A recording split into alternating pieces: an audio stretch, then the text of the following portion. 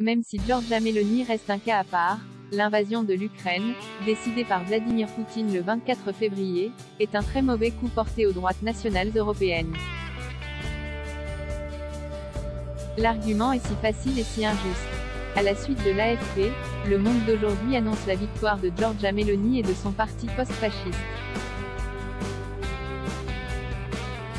Le poste veut être à la mode et nuancé, mais il reste dans la formule l'insulte rituelle contre les partis conservateurs et nationaux.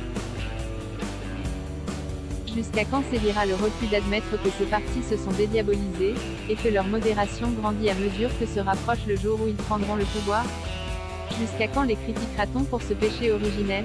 L'arrière-petit-fils de Marion Maréchal portera-t-il encore le poids des fautes de Jean-Marie inscrits dans son ADN? Nous vivons dans l'aurore noire d'un monde sans Christ, donc sans pardon et sans rédemption du pécheur. Puissance russe et impuissance française caricaturale. L'autre accusation rituelle contre les droites nationales d'Europe et leur collusion avec Vladimir Poutine. On oublie qu'en France, le Rassemblement national s'est longtemps vu refuser tout prêt par des banques obéissant servilement au politiquement correct, et qu'il a dû aller à Moscou pour obtenir l'argent d'une banque russe. On oublie aussi qu'avant l'invasion de l'Ukraine, on jugeait très généralement Poutine fréquentable, certains l'invitaient même dans leur résidence méditerranéenne pour lui tapoter le genou et solliciter une bienveillance qui n'a jamais existé. On imaginait naïvement que Poutine allait demeurer un brave tyran modéré, jouissant paisiblement de son palais de Sotchi, de la crainte respectueuse de son peuple libre de servitude, et des rapports secrets qu'on lui faisait de la mort des oligarques qui avaient le malheur de lui déplaire. Précision atroce, beaucoup de ces faux suicides d'oligarques ont été accompagnés de l'exécution de leurs familles, femmes et enfants, c'est ce que nous apprend Sergueï Girnov qui consacre 5 pages de l'engrenage à ces massacres barbares. Le 18 avril 2022, Vladislas Savaïev aurait tiré sur sa femme enceinte et leur fille de 13 ans avant de se suicider, lit-on page 102. Poutine est un jouisseur, non des femmes et du caviar hélas, mais du pouvoir qu'il exerce et de la crainte qu'il inspire. L'idée qu'il pourrait mettre fin à cette vie si savoureuse par le suicide nucléaire de la planète est une crainte puérile et absurde.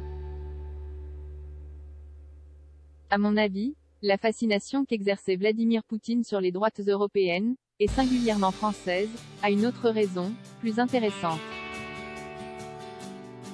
Les exécutifs des démocraties européennes sont affligés d'une impuissance de plus en plus totale, surtout chez nous, comme l'a prouvé jusqu'au ridicule l'affaire Iqiyoussen. Éric Zemmour a parfaitement diagnostiqué les causes de cette impuissance, le pouvoir exorbitant et antidémocratique des juges et celui de la Commission de Bruxelles en proie à une idéologie immigrationniste et droit-dalloniste, plus grave qu'un Covid sur un obèse diabétique. Au Kremlin tout va très vite. Vladimir veut annexer Louhansk et Donetsk? Pas de problème, la Douma fait une loi et il publie son décret, l'affaire est pliée en une semaine. Chez nous, Mayotte sombre dans la crise migratoire depuis des années, les déserts médicaux s'agrandissent depuis des décennies et les remèdes mis en œuvre sont dérisoires, à peine si on a restreint le droit du sol pour une maternité, à peine si on desserrait un peu la mâchoire du numerus clausus des étudiants en médecine.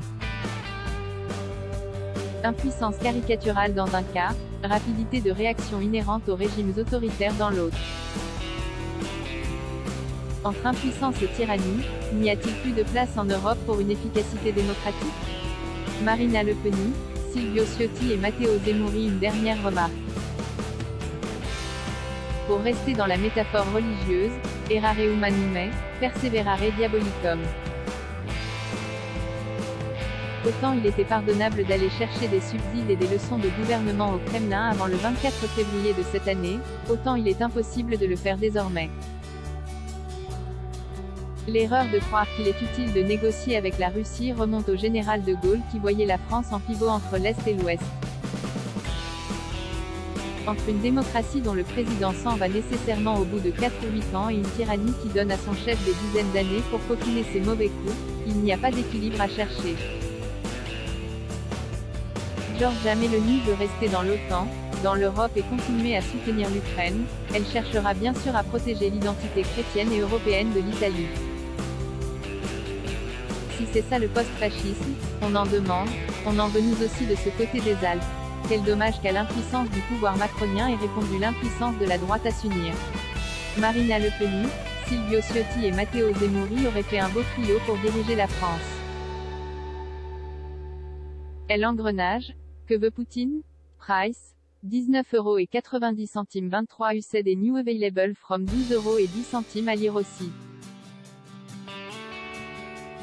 Du même auteur Giorgia Meloni, le retour des pleureuses abonnées droitisation, les leçons de la victoire de Giorgia Meloni. Abonnée Giorgia Meloni n'est pas fasciste.